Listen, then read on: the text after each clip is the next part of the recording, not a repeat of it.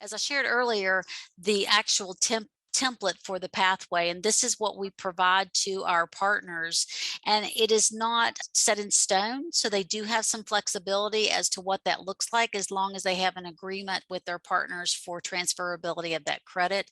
So the four courses in the final column, the intro to ed, child development, ed psych, and social emotional and behavioral wellness, what we found was that most of our institutions have something in place very similar, except for that last course.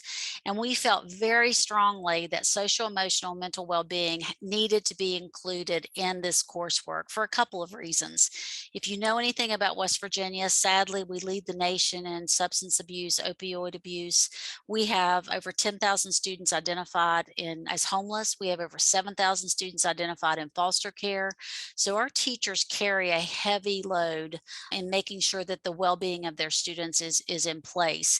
And we felt like that was important for our pre-service teachers, but we also saw that as an opportunity to support our high school students, because many of our high school students are dealing with those same situations. So for example, we had a student in one of our schools who wanted to take this coursework because he wanted the free dual credit, had no interest in being a teacher. He just graduated from high school and is going to West Virginia University to major in secondary education. So it's exciting to hook some of those students in through that dual credit opportunity and convince them that there's a beautiful opportunity to become a teacher in our state. As I shared earlier, we do have an apprenticeship manual, and it really just gives an overview of the processes that an institution needs to follow to be a registered apprenticeship. We brought all of our counties together and spent an entire day going through this manual for our county systems, because it really is a heavy lift. If you know anything about a central office, you know that they wear a lot of hats. And so if you have someone, for example, Lynn, I think her title is federal programs, elementary curriculum. So she was the individual in her county who was tasked with supporting the apprenticeship. So we're trying to increase the level of support that we can provide for those county staff members as well. And really just some of the topics, and we use the topics that are in the requirements from the US Department of Labor to create this manual.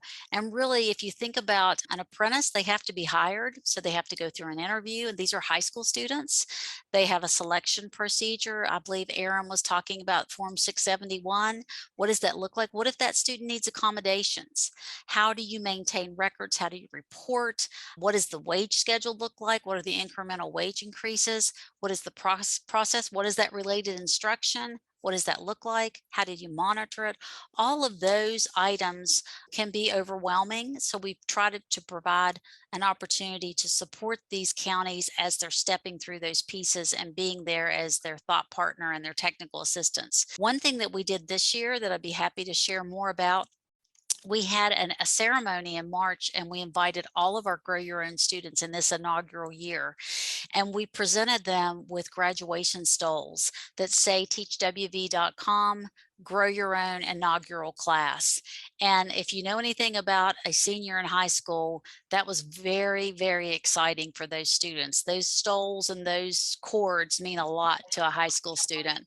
So we plan to continue elevating the profession and making those students feel special in West Virginia.